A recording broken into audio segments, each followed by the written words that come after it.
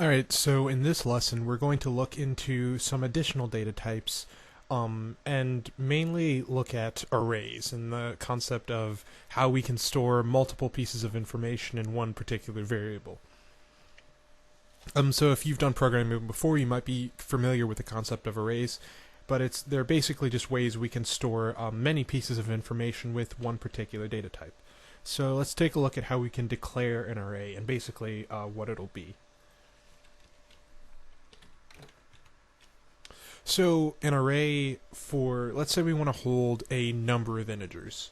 And for this particular use case, we want to store them all with one particular variable name and be able to access the individual numbers that are stored in that array, but we don't want to have to use a whole bunch of variables. So we can declare an array like this.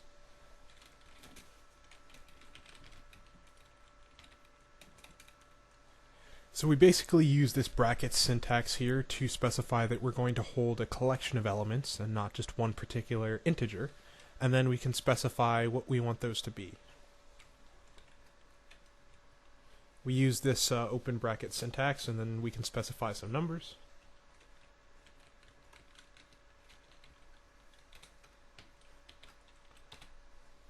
And now we have an array of integers that we can access. So basically, now with our one variable type, numbers, we can access any particular integer in this array. And we do that with indexes. So basically each value in this array has an index. That's basically just a number associated with its position in the array. And the counting starts from 0. So in this case, the value 1 here will be associated with the index 0, and that's basically means that it's the first value in our numbers array. Value 3 is associated with the index 1, and so on and so on. And we can see how this works. Say we want to access some particular values in this array. We know that value 1 is stored at 0. So let's print out some values.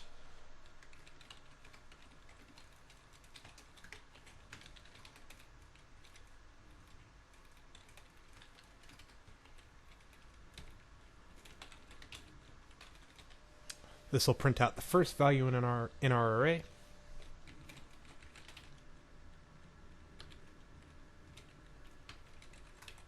And that'll print out the second value, just to keep in mind that the counting starts from 1. So let's add some text so we can see.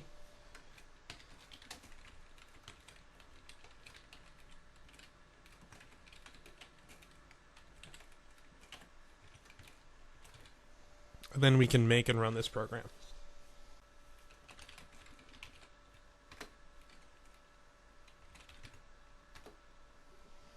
So as you can see, using array index, we're able to access the particular members of our array and get the values from them. So some interesting properties of arrays that relate to what we've looked at already. The strings that we're able to declare when we used basically the character data type and the array notation in order to specify a string of text is essentially an array of characters. We can access any particular index and take a look at it. So if we specify a string of text and use a character array,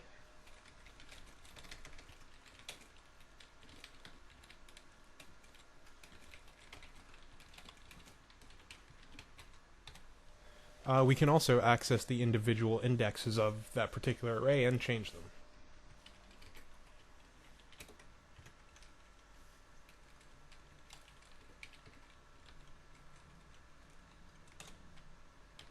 So we can change, in this instance, let's change the first index of this particular string, the capital T, to a lowercase t.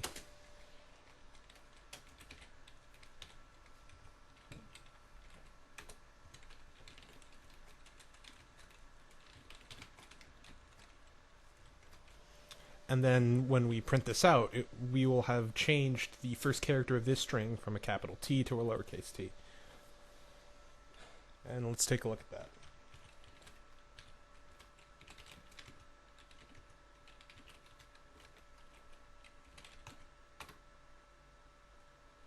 And as you can see there, we forgot to add a new line, but this has been changed to a lowercase t.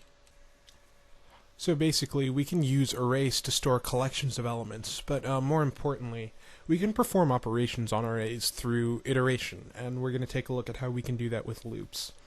So let's say we want to calculate the sum of all of the numbers, all of the integers in our numbers array. Well, we can use a loop to do that. And basically a loop will move through each number in the array and add all of them up, and then we can get the result back. We'll use a function for this and see the result of our calculation. So loops basically allow us to repeat sets of actions until a certain condition is met. And so the basic structure is going to look something like this. So first we write our function.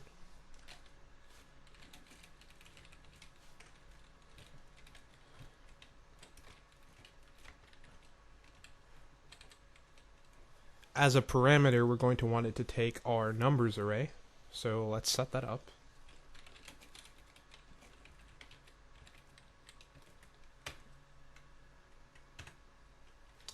And then we can set up the basic structure for a loop. So in C, we use the while keyword, and basically in our while, we specify a condition that we want to loop until this condition has been met. So in this case, we want to go until we've reached the end of our array. So in order to do that, we're going to need to specify the size of our array in the sum function.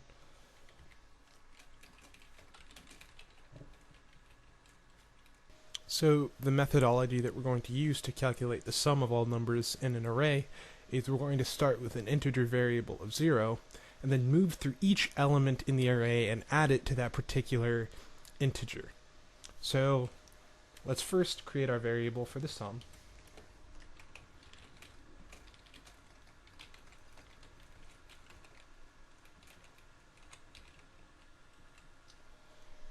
And then we're going to need a variable to track the position that we're at in the array for our loop. We want to start with the first position in the array and go all the way until we've hit the end, or in this case, we're going to use the size variable to track when we're at the end of the array.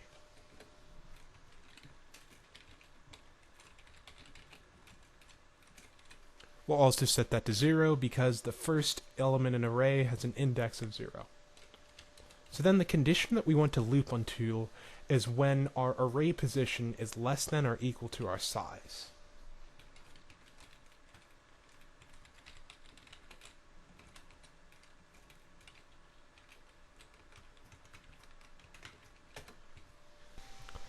And then in our loop, we're going to specify the things that we need to do for this calculation that will be executed until the condition that we specified here, array position less than or equal to size, is no longer true. So we'll execute the code in our while loop until that condition becomes false. So then we need to specify the two calculations that need to be made so we can keep looping through this array. First, we need to add the value that we're looking at to our array sum.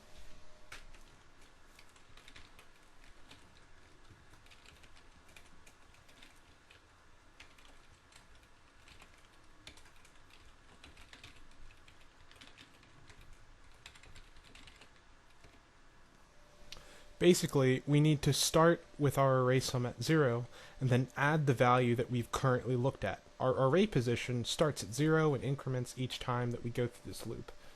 So we need to add whatever value is there. We'll start by adding the index of 1, in this case for our numbers array, and so on and so on.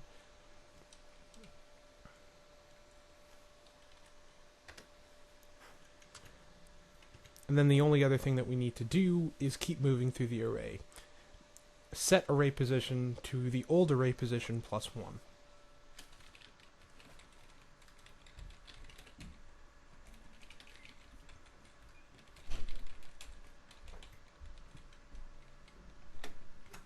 And then when we're done, return the array sum.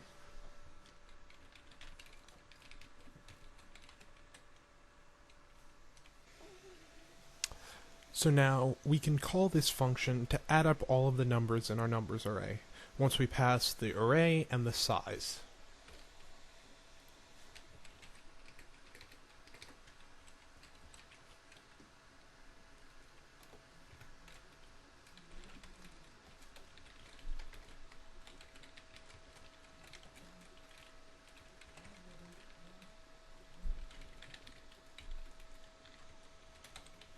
We're going to start the counting from 0 for the size so that we can continue without having to make any additional changes to our code.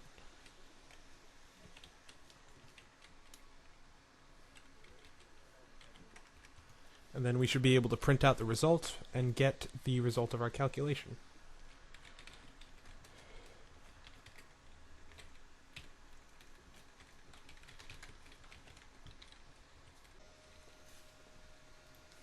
And just add a new line.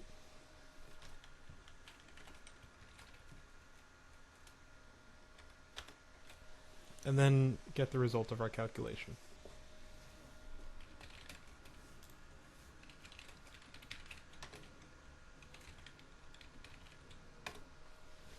And as you can see here, our loop has added up all of the numbers in our numbers array, and we've been able to see the result.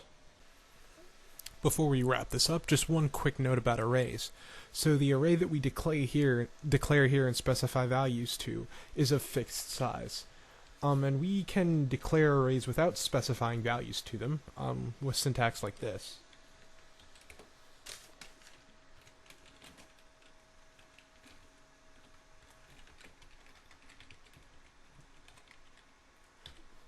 This will specify an integer array of 10 elements, which we can index and set directly. That would look something like this.